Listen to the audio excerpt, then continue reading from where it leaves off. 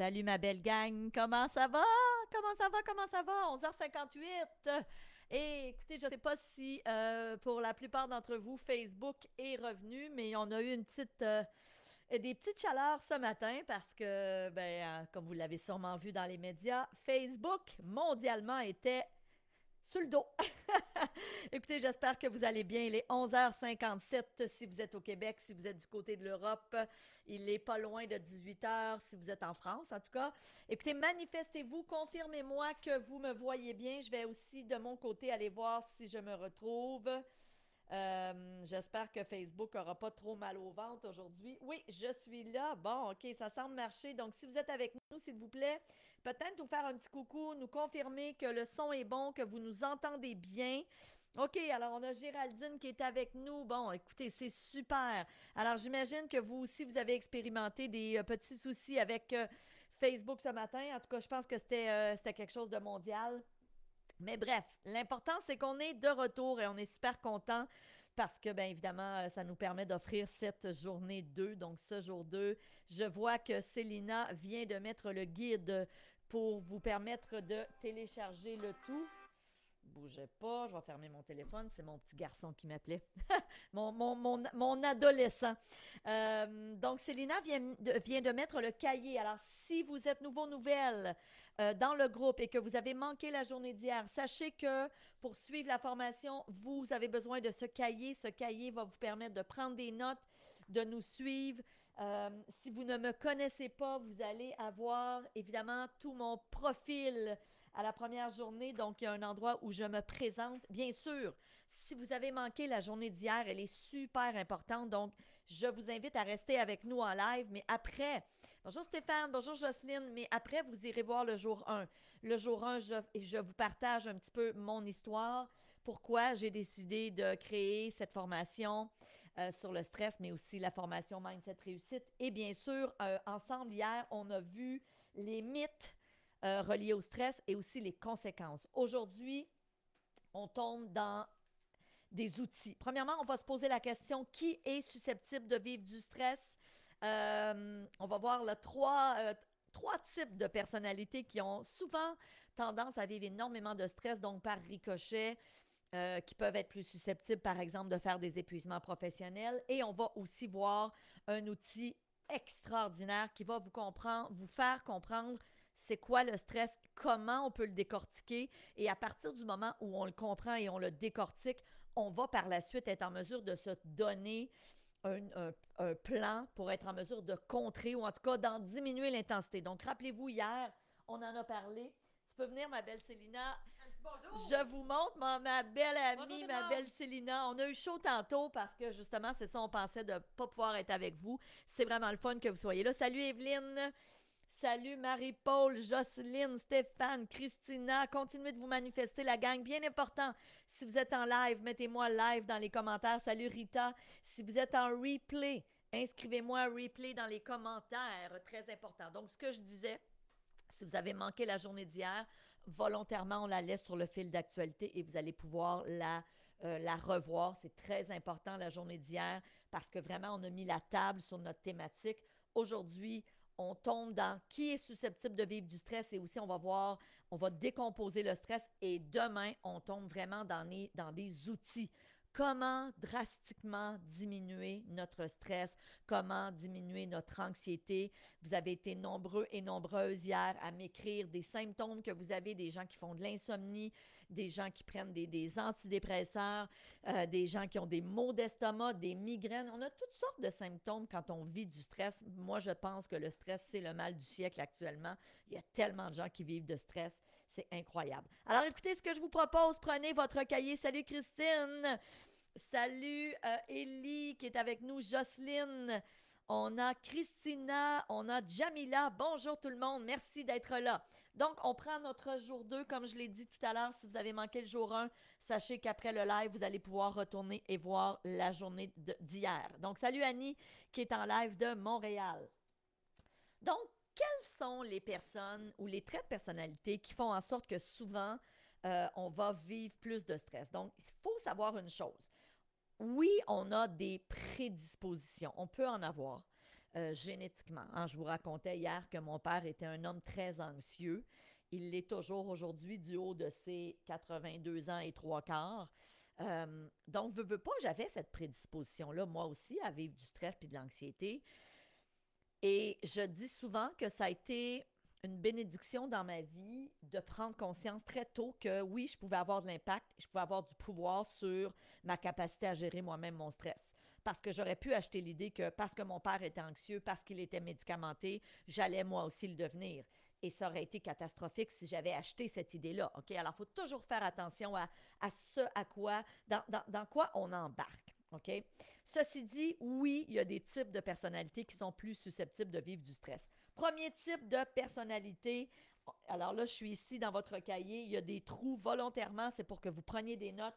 Ce sont les gens qui sont perfectionnistes. Et là, je veux te lire dans le chat.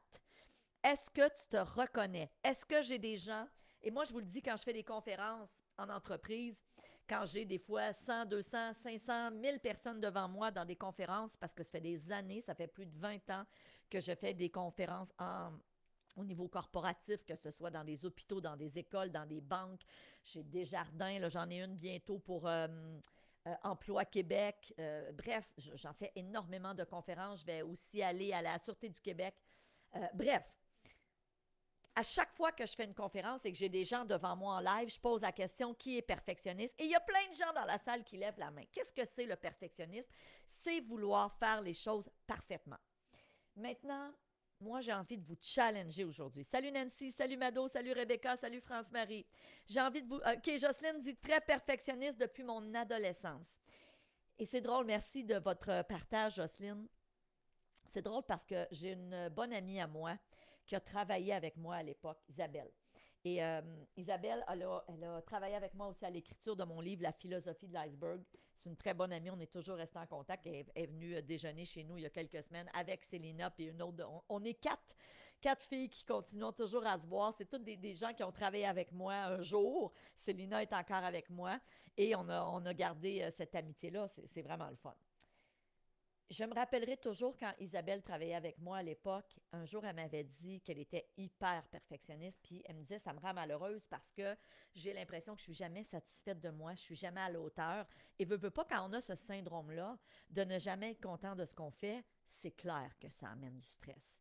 Il y a une corrélation directe entre être perfectionniste et vivre du stress. Et plus on est perfectionniste, plus on vit du stress. C'est clair, net et précis. Christine dit, c'est pas mal mon cas dans certains cas.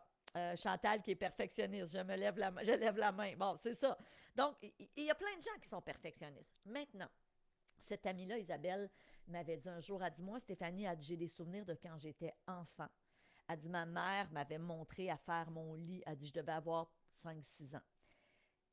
Et elle dit, je me souviens, je faisais mon lit le matin, puis là, j'allais chercher ma mère pour lui montrer. Tu sais, elle dit, j'étais fière, j'avais fait mon lit. Et ma mère, systématiquement, refaisait mon lit. Puis elle dit, je sais aujourd'hui, avec du recul à l'âge adulte, qu'elle n'était pas mal intentionnée.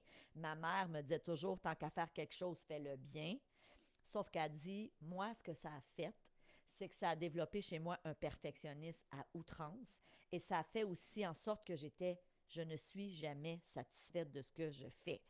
OK? Alors, le perfectionnisme, qu'est-ce que c'est? C'est de vouloir faire les choses parfaitement. Maintenant, je vous challenge aujourd'hui. C'est quoi la perfection? Ce qui est parfait pour Christine ne l'est peut-être pas pour Shanna, qui vient de s'ajouter à nous, ne l'est peut-être pas pour Chantal. Moi, un repas parfait pour moi, c'est d'aller manger ici à Saint-Sauveur. On a un beau petit restaurant qui s'appelle... comment ça s'appelle, Célina? Je cherche le nom, on va toujours là presque à tous les mardis. J'ai juste sushi thai, puis c'est pas ça. Non, c'est pas important. Moi, là, un dîner parfait. La tonkinoise, exactement. Merci. Moi, un dîner parfait pour moi, c'est d'aller à la tonkinoise, puis de manger un petit rouleau de printemps, un petit rouleau frit, puis une soupe wonton. Peut-être que Chantal, en ce moment, qui est perfectionniste, nous écoute, puis qu'elle dit arc. Moi, j'aime pas ça partout. Moi, j'aime bien mieux, je sais pas, moi, des sushis ou de la pizza. Puis je prends Chantal, j'aurais pu prendre n'importe qui, là. Je veux dire, c'est pas ça le point, vous comprenez.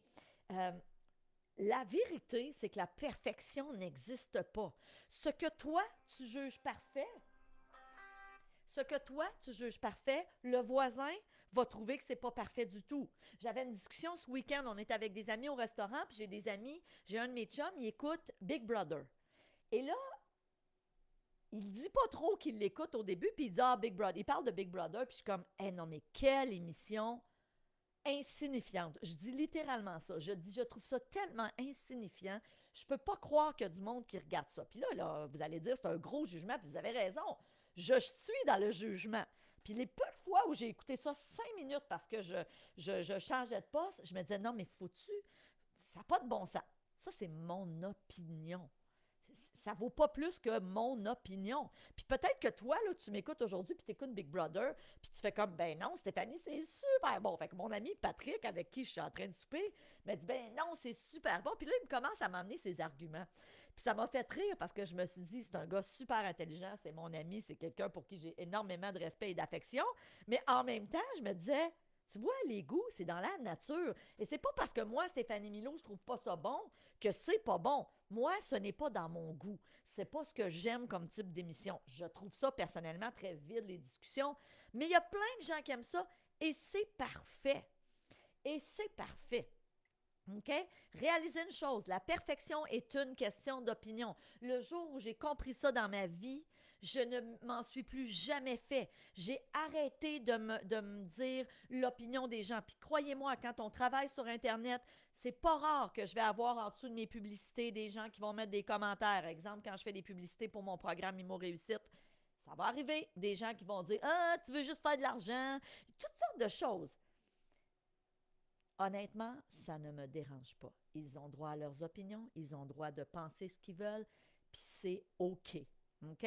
Donc, ça, c'est la première chose. Si vous vous reconnaissez dans le fait d'être perfectionniste, dites-vous toujours à l'avenir, la perfection est une question d'opinion. Ce que moi, je juge parfait, le voisin ne trouvera pas ça parfait. J'avais une discussion encore dans ce même souper ce week-end où je disais, c'est drôle comment on change en vieillissant. Quand j'étais dans la jeune vingtaine, mon rêve, pour moi, le succès, c'était d'avoir un penthouse au centre-ville, surplombant la ville, puis d'avoir une auto de luxe. Tu sais, ça aurait été ça ma vision. J'ai pas eu ça à l'époque, mais c'était ça ma vision de la réussite professionnelle. Imaginez, c'est correct. Aujourd'hui, du haut de mes 52 ans, alors que je vis dans une forêt, je ne vois pas mes voisins, je vis en haut d'une montagne, je voudrais tellement plus ça. Tu sais, je voudrais pas avoir ça. Pour moi, c'est autre chose. Est-ce que ça veut dire que le penthouse au centre-ville, c'est plus intéressant pour personne? Non, c'est plus intéressant pour moi. Ça veut-tu dire que le penthouse au centre-ville devrait se sentir dévalorisé ou inférieur? Non, le penthouse, il n'est pas moins gentil, il n'est pas moins beau. Il convient à certaines personnes, puis il ne convient pas à moi.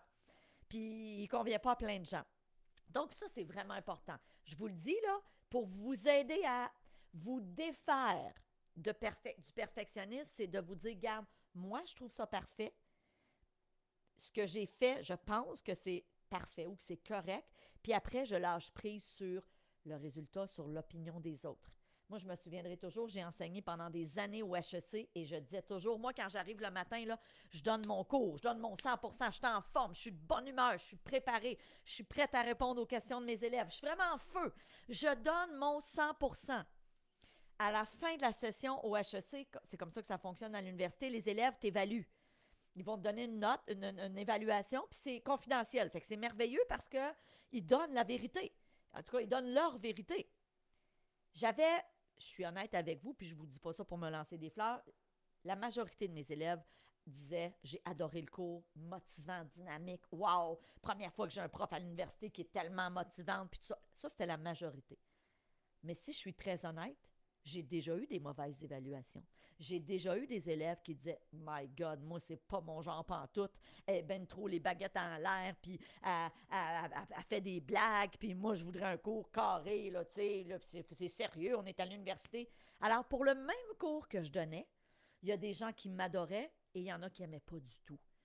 Est-ce que ça m'enlève quelque chose? Est-ce que ça fait de moi une mauvaise enseignante? Est-ce que ça fait de moi une mauvaise personne? Pas du tout.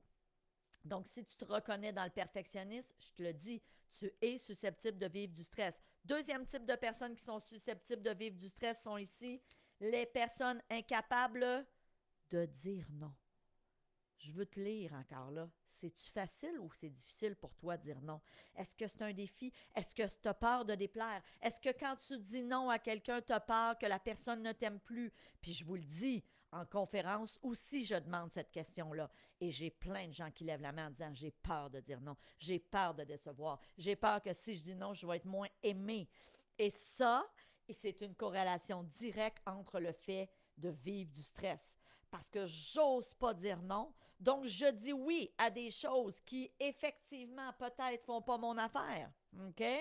People pleasure, exactement, Jean. Exactement. Ils disent oui à tout le monde. Et ces gens-là, souvent, n'écoutent pas leurs besoins, ne s'écoutent pas. Ils veulent faire plaisir à tout le monde. Fait qu'ils ne sont pas capables de dire non. Apprenez à dire non. Vous savez, dans mon livre Émotion quand tu nous tiens et dans la formation Mindset Réussite, on a aussi des outils pour vous aider à, un, vous défaire de votre perfectionnisme, deux, apprendre à dire non, être capable d'être à l'écoute de ses besoins. OK? Impossible de déplaire et ne veut pas déplaire. C'est ça. Vous vous reconnaissez, Jocelyne? Pourquoi on ne veut pas déplaire? Pourquoi? Pourquoi on n'ose pas dire non? Moi, j'ai appris à dire non, et ce, depuis des années. Quand quelqu'un me pose une question, me demande de l'aide, si ça me fait plaisir, je vais y aller, puis je vais le faire avec grand plaisir. Mais si, à la limite, je me dis non, je veux dire, il faut que je me respecte, il faut que je m'écoute, et j'ai le droit de dire non. OK? Et Dieu sait, si vous êtes parent, t'apprends à dire non à un moment donné avec tes enfants, parce que sinon, ça va te revenir en pleine face. Alors ça, c'est les deuxièmes types de personnes qui ont de la difficulté à dire non. Géraldine, j'ai appris il y a peu de temps à dire non. Oui, exact. Oups, pas capable de dire non pour ne pas déplaire. Oui, c'est ça. Mais en même temps, pourquoi on ne veut pas déplaire? Tu sais, ça nous amène loin, là. Mais ça nous amène à je veux être aimé. Mais en même temps, moi, je me dis toujours, si tu dis non à quelqu'un et que la personne, à cause de ça, t'aime plus, est-ce que c'était vraiment quelqu'un de significatif dans ta vie? Tu lui as dit non et la personne ne te parle plus ou est déçue ou est fâchée. C'est-tu vraiment quelqu'un d'important? Entre toi et moi, là, t'as-tu vraiment besoin de ça? Et le troisième type de personne, puis vous allez voir, il y a un lien direct parce que tout ça est en lien avec le stress. Parce que je ne veux pas déplaire, je ne veux pas ne pas être aimé, donc veux pas, je vis du stress. Troisième type de personnes, les personnes qui n'écoutent pas leurs limites. OK? Ils ne s'écoutent pas, ils n'écoutent pas leurs symptômes. Ils se rendent au bout du rouleau. Hein? Alors, des gens qui ne sont pas capables de dire non à leur patron pour du temps supplémentaire, pas capables de dire non dans X situation, pas capables de recevoir un appel d'une amie puis de dire, regarde, mettons que c'est une amie qui vous draine toujours de l'énergie parce qu'elle est toujours dans ses histoires négatives, pas capable de dire non, ben, tu n'écoutes pas tes limites, tu n'écoutes pas tes besoins. Et là, je vais vous dire quelque chose de tellement important, prenez-les en note. Dans la vie, là, il y a une personne qui est la plus importante. Savez-vous c'est qui? C'est qui la personne la plus importante dans ta vie? Certains vont dire mon enfant, d'autres vont dire mon mari. Moi, je te dis non. Puis pourtant, j'ai un enfant et j'ai un mari. J'ai des parents, j'ai des bonnes amies, j'ai une famille proche, j'ai une belle maman que j'adore. Mais la personne la plus importante, savez-vous c'est qui? C'est moi. C'est toi. C'est vous-même. Exactement, Jocelyne. Jean, oui, tu as raison. C'est toi la personne la plus importante et je vais t'expliquer pourquoi. Si tu commences à prendre soin de toi, si tu commences à apprendre à te défaire de ton perfectionnisme, si tu commences à apprendre à dire non, si tu commences à t'écouter, à écouter tes limites, tu vas être une meilleure maman. Tu vas être un meilleur papa. Tu vas être un meilleur partenaire de vie. Tu vas être un meilleur ou une meilleure amie. Tu vas être un meilleur employé. Pourquoi? Parce que quand on prend soin de soi, quand on apprend à être un tant soit peu égoïste, en étant capable de dire non, en étant capable de justement mettre nos limites, comme le dit si bien Jean. OK? Si on apprend à être capable de se prioriser, je vous jure que votre niveau de stress va baisser drastiquement. Parce que tu n'auras plus peur du jugement des autres. Tu n'auras plus peur de ne pas être aimé. Parce que tu vas être capable rationnellement de dire « J'ai dit non à cette personne-là et elle me prive de son amitié. » Ce n'était pas une vraie amie. Ce n'était pas une vraie amie. Parce que les gens qui vous aiment vont accepter. Puis au début, je vous le dis, quand on commence à mettre nos limites pour ceux et celles qui ne l'ont jamais fait, ça va brasser dans l'entourage. Il y a des gens qui n'aimeront pas ça. Il y a des gens qui vont dire, ben voyons donc, avant, elle disait toujours oui, puis là, qu'est-ce qui a changé? Pourquoi elle dit non maintenant? Pourquoi elle écoute plus ses besoins? Pourquoi elle n'accepte pas de venir en courant toujours m'aider comme elle le faisait avant? Donc, au début, ça se peut que ça heurte certaines personnes autour de vous.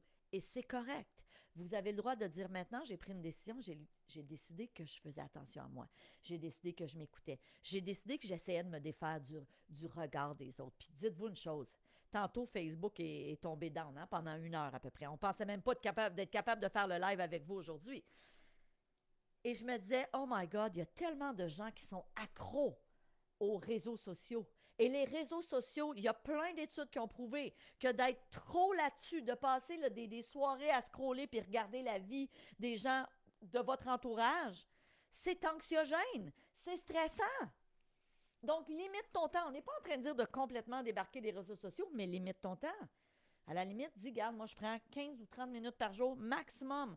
Passe pas des soirées. Et n'oublie jamais une chose. La personne qui met une photo de ses dernières vacances, c'est sûr qu'elle va te mettre là, le moment dans sa semaine où elle riait. Mais peut-être que sa semaine a été une semaine pourrie.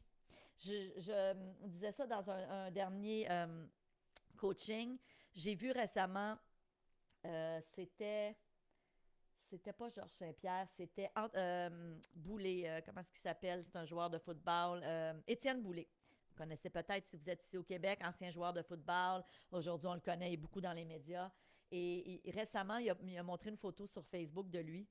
Et c'est une photo là, qui avait été prise il y a quelques années où tu le voyais un gros sourire. Et il dit en bas de son post, il dit, sur cette photo-là, j'ai de l'air heureux. Tout le monde, quand j'ai posté cette photo-là, pensait que j'étais super heureux. Puis j'avais écrit justement quelque chose de positif. Mais si vous saviez comment j'étais malheureux à cette époque-là et consommais. Et ça m'a fait réaliser, je me suis dit, oui, souvent on regarde ce qui se passe sur les réseaux sociaux, puis on peut avoir tendance à comparer notre vie. C'est anxiogène, la gang. C'est stressant. Si ça ne te fait pas du bien, décroche de ça. OK? Ou en tout cas, limitez votre temps. Maintenant, continuons avec notre page suivante. Extraordinaire concept qui est ce qu'on appelle le ciné. Donc, on va apprendre aujourd'hui de quoi est composé notre stress. Donc, vous connaissez peut-être notre fameuse chercheure Sonia Lupien, qui est la fondatrice du Centre d'études sur le stress humain, Sonia Lupien, qui a écrit des livres sur le stress. Je l'aime vraiment beaucoup. C'est quelqu'un qui est hyper crédible dans notre communauté au niveau de la gestion du stress et de l'anxiété. Et dans une des vidéos que j'ai écoutées d'elle, elle explique de quoi est composé le stress. Alors, je vous invite à prendre ici la page suivante. On va voir un acronyme qui s'appelle le CINE. Non pas pour le cinéma, mais c'est le CINE. C-I-N-E. Le stress est composé tout le temps de 1, 2, 3 ou 4 de ces éléments. Le premier, C, c'est pour contrôle faible.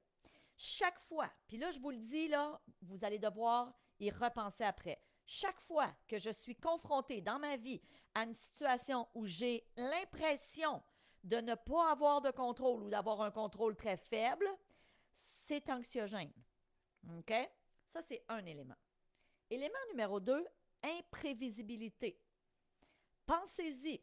À chaque fois que quelque chose d'imprévisible arrive, souvent, ça va être anxiogène, ça va être stressant. Pour certains, plus que d'autres. Il y a des gens pour qui l'imprévisibilité, c'est vraiment stressant. Élément numéro 3, N, nouveauté. Et j'attire votre attention ici, il y a une distinction majeure entre l'imprévisibilité et la nouveauté. On a souvent tendance à mélanger les deux. Je m'achète une nouvelle maison ou je décide que je déménage et que je change d'appartement. On s'entend que c'est une nouveauté. Le moment où je vais arriver, ça va être nouveau. Mais ce n'est pas imprévisible parce que je l'ai choisi. OK? Donc, c'est ça qui est important de comprendre la distinction. Parfois, certains éléments sont à la fois nouveaux et imprévisibles. Je vous donne un exemple. Je suis victime d'un feu dans ma propriété, imprévisible, et en plus, je devrais déménager, je ne l'ai pas choisi, nouveauté. Donc, il y a à la fois de l'imprévisibilité et de la nouveauté. Et on pourrait même mettre le premier dedans. J'ai un contrôle très faible. Je suis devant ma maison qui est en train de flamber. Je n'ai pas le contrôle de la situation. OK? Ou en tout cas, j'ai un contrôle très faible. Le point numéro 4, c'est E pour égo menacé.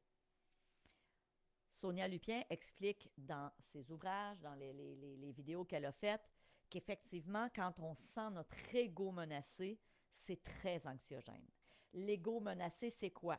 Je me sens incompétent. Donc, prenons une situation juste pour vous expliquer ce qu'est le ciné. Mon patron me convoque dans son bureau. Ou, on prend un exemple. Mon patron me dit, viens, passe me voir dans mon bureau dans 15 minutes, j'ai quelque chose d'important à dire.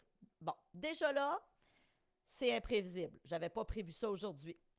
Deuxièmement, je ne sais pas ce qu'il va m'annoncer, mais on verra.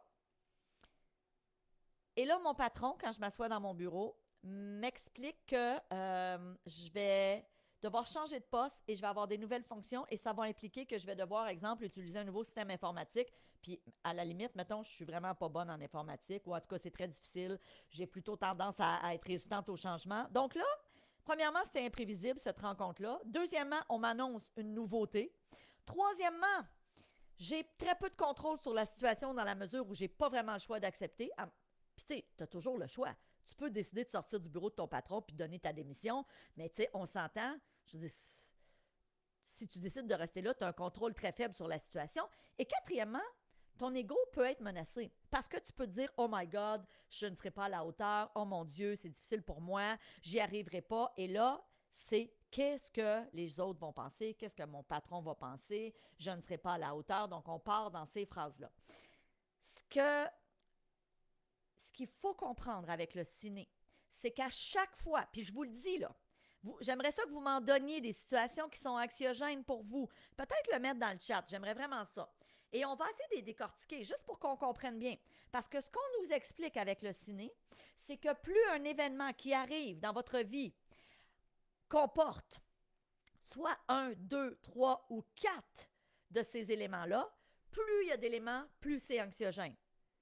Un événement qui arrive et qui comporte les 4, donc j'ai peu de contrôle, ou j'ai l'impression d'avoir peu de contrôle, c'est imprévisible, il y a de la nouveauté et en plus, je sens que mon ego est menacé, dites-vous une chose, le stress, l'anxiété risquent de se retrouver dans le tapis.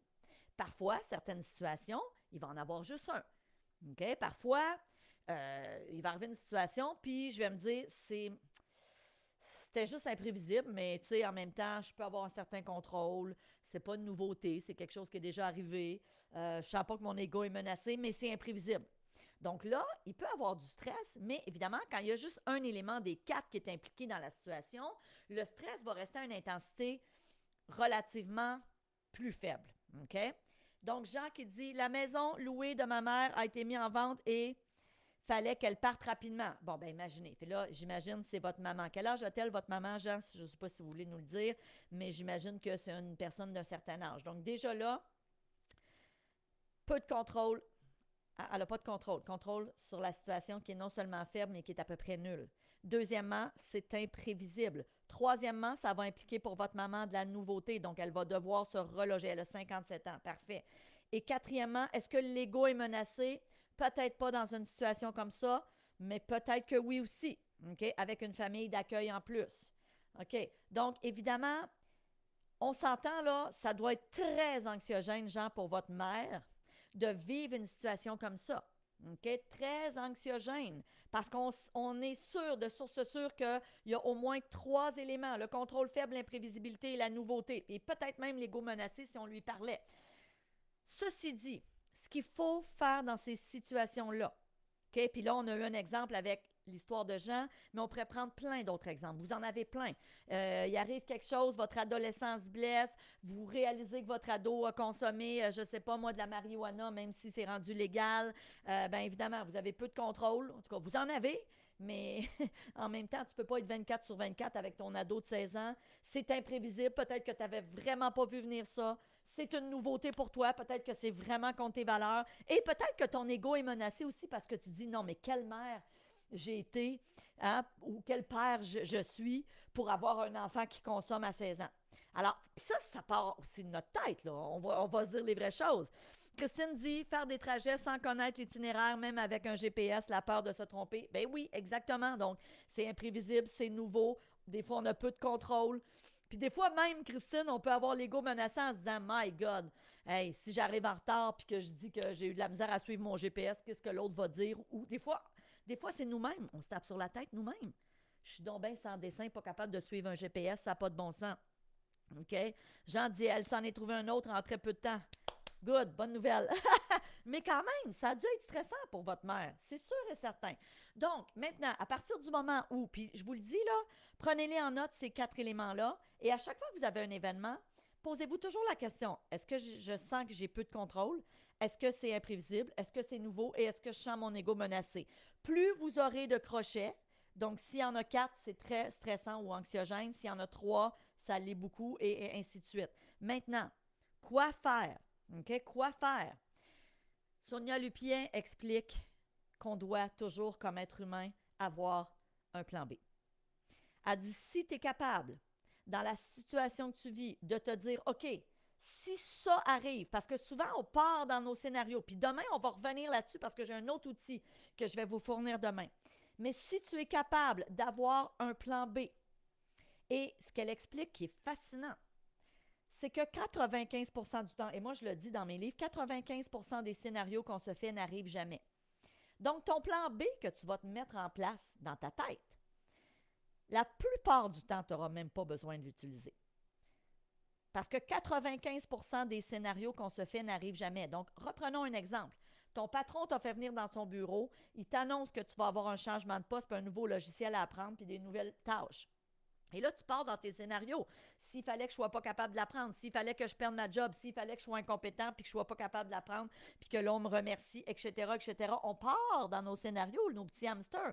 Et plus j'ai les 4 lettres qui sont impliquées, plus je suis dans l'anxiété, plus je suis dans mes scénarios. Le Moses d'hamster dans ma tête, il n'y a plus rien qui tient la route. Maintenant, ce qu'il faut savoir, c'est qu'il faut que tu trouves un plan B. Et si le plan B, OK, alors un exemple de plan B, OK, c'est quoi le pire qui va arriver? Mettons que ça me prend un peu plus de temps à l'apprendre, le logiciel. Est-ce que j'ai quelqu'un qui ne pourrait pas m'aider? Je pourrais sûrement avoir des ressources. Puis c'est quoi le pire qui va arriver? Mettons là, vraiment là, que le pire arrive puis que je la perds, ma job. Ben, j'ai-tu un plan B? Je pourrais-tu me trouver autre chose? Je pourrais-tu me réorienter? Je pourrais-tu trouver un emploi que j'aime mieux? Et on s'entend, là. Le plan B, puis Sonia, ce qu'elle explique, c'est que des fois, le plan B, tu l'établis dans ta tête, tu fais comme, ben non, ça ne marchera pas, ce plan B-là. Donc, il faut que tu trouves un autre plan, un plan C et un plan D. Et elle dit, des fois, tu vas te rendre au plan E. Puis c'est le plan E que tu vas dire, OK, si le pire arrive, j'ai le plan E qui va marcher, puis je le mettrai en place. Et ce qu'elle explique, et ce que j'explique aussi dans mes livres, c'est que dans 95 du temps, tu n'auras jamais besoin d'utiliser ton plan B, ton plan C ou le plan que tu dis, OK, si vraiment là, le pire arrivait, c'est ça que je devrais faire. Dans 95 des situations, ça n'arrive jamais. C'est tellement important de comprendre ça. Donc, à partir d'aujourd'hui, si vous vous reconnaissez dans le fait de vivre du stress à des intensités élevées, écrivez ces 4 éléments-là sur une feuille, le C, le I, le N et le E. Ensuite, quand vous arrivez, vous avez un événement anxiogène, allez cocher, OK, c'est-tu parce que j'ai l'impression que je n'ai pas de contrôle? C'est-tu parce que c'est imprévisible? Et vous allez voir aussi, il y a des patterns. C'est ça qui est intéressant. Moi, j'ai réalisé que c'est l'imprévisibilité. Dans les 4, là, c'est l'imprévisibilité qui, pour moi, est la plus stressante. Moi, l'ego menacé, honnêtement, ça m'arrive très rarement. Puis je vous dirais presque jamais. Tu sais, j'ai endurci ma carapace avec les années, j'ai fait beaucoup de télévision, j'en ai reçu des commentaires sur les réseaux sociaux, des gens qui me trouvent pas belle, qui me trouvent pas fine, qui me trouvent niaiseuse, insignifiante. Et je me dis, garde, pauvre petit, ils ont le droit. Tu sais, moi, souvent, ce que je me dis, c'est, ils doivent être malheureux pour écrire ça, pauvres eux autres. Puis je leur envoie plein d'amour. Tu sais, c'est ça que je me dis. À la limite, ça m'attire de la pitié. Ça me fait sourire. Je suis comme, ça ne change absolument rien. Donc, moi, l'ego menacé est très, très rare. Par contre, l'imprévisibilité, ça, j'aime moins ça. Et ça, pour moi, et à partir du moment, puis c'est ça qui est intéressant, c'est qu'à partir du moment où on reconnaît un pattern, où on se dit, hey, moi, c'est tout le temps la nouveauté que j'aime pas, ou c'est tout le temps l'ego menacé, moi, qui vient me chercher, ou l'imprévisibilité, c'est qu'on peut se mettre des plans d'action. OK? Exemple, moi, l'imprévisibilité ou le fait d'être en retard, j'en parlais hier, pour moi, là, c'est un élément stressant. Donc, très souvent, si j'ai une conférence à donner, exemple, au centre-ville de Montréal, à, je sais pas, moi, 9 h le matin, je te jure, là, je pars de chez nous à Saint-Sauveur à 6 h du matin. On s'entend, ça prend pas 3 heures à la Montréal. Je veux dire, dans le gros trafic, ça va prendre 1 h 30. Mettons là, un gros bouchon de circulation. Je vais être en avance. Je vais aller prendre un café dans le coin. Je vais relaxer. Je vais relire mon PowerPoint en vue de ma présentation. Pourquoi? Parce que je ne veux pas m'ajouter du stress. Donc, je me suis mis des moyens en sachant que pour moi, l'imprévisibilité, c'est pas le fun. Puis, j'ai pas envie qu'un matin, que j'ai une conférence à donner, que l'autoroute 15 est fermée, puis que je dois prendre le boulevard Labelle tout le long, puis que j'avais pas prévu ça, puis que là, je suis en retard, puis que je sois stressée. J'ai pas de fun là, dans ce temps-là, mais zéro. Alors, je me suis donné des moyens pour moins vivre d'imprévisibilité. Est-ce que j'en aurais pu jamais? C'est sûr que non. Des imprévisibilités, il y en a toujours. Ça le dit, c'est imprévu. Mais certaines imprévisibilités, je peux pallier à ces imprévisibilités-là. Jocelyne dit, je fais la même chose pour ne pas être en retard. Manon dit, je réécoute en replay, mais j'ai manqué le début. Tu nous réécouteras tantôt, ma belle Manon. Christine qui dit, je suis d'accord avec vous. Christine qui dit, ce que les gens que l'on ne connaît pas pensent de nous, on s'en fout. On sait ce que l'on vaut. Définitivement. Puis, tu sais ce que vous dites, Christine, pour bien des gens, c'est pas ça. J'écoutais encore ce matin, je suis allée marcher ici là, quasiment 1 h 30 avant de commencer à travailler, puis j'écoute des podcasts. Et j'écoutais un podcast sur des gens connus à Hollywood qui vivent du stress, puis de la dépression, puis c'était vraiment, vraiment intéressant. Puis il y a une des actrices qui était là, je la connaissais pas, mais ça a l'air qu'elle est très, très connue aux États-Unis, qui disait, elle dit, moi, je suis genre que, elle dit, j'ai énormément de gens qui me suivent sur les réseaux sociaux, et elle dit, je vais voir 50 bons commentaires, mais elle dit, le seul que je vais me rappeler, c'est celui qui m'a fait un mauvais commentaire. Et elle dit, ça vient tellement me chercher. Alors, vous avez raison, Christine, moi, je suis exactement comme vous. Ce que les gens que je connais pas pensent, je m'en fous. Puis, je vais aller même plus loin. Même ce que les gens que je connais pense, je me dis, la personne qui m'aime vraiment, en principe, elle va penser du bien. Puis, si c'est pas le cas, ben, elle a le droit aussi. Parce qu'on est des êtres de jugement. Parce que vous aussi, ça vous arrive des fois de juger votre ami dans votre tête. Puis, ça veut pas dire que tu l'aimes pas. Tu sais, tu te dis, ben moi, j'agirais pas de même. Moi, je pense pas comme ça. Moi, c'est pas de même que je vois les choses. Ça veut pas dire que ton amie est pas intelligente, puis elle est pas fine, puis elle est pas belle. C'est juste que toi, tu penses différemment. On ne peut pas faire l'unanimité, la gang. On ne peut pas faire l'unanimité. OK, avant de terminer aujourd'hui, super important, demain, c'est la journée numéro 3. On va voir des outils pour drastiquement encore gérer notre stress. On vient d'en voir un aujourd'hui, ce qu'on appelle le ciné. OK? Demain, je vais aussi vous expliquer, ceux et celles qui voudront joindre le programme Mindset Réussite. Qu'est-ce que c'est? Je vais demander à Célina d'ailleurs de mettre dans le chat le lien du plan de cours. Célina, si c'est possible, je ne sais pas si on l'a mis dans les commentaires, dans le descriptif de la journée aujourd'hui, mais à la limite, je vais aller l'ajouter. Donc, prenez le temps de regarder le plan de cours. Jean dit, tu me fais sourire, Stéphanie, j'adore ta façon de vulgariser. C'est gentil, Jean. Donc, pour ceux et celles qui auront envie demain de poursuivre l'aventure avec Mindset Réussite, c'est 1 an avec moi. Et oui, 1 an avec moi. Vous avez le plan de cours et je vous expliquerai demain ce qu'est la formation Mindset Réussite. Alors, avant de terminer, soyez là demain. Je vous dis merci.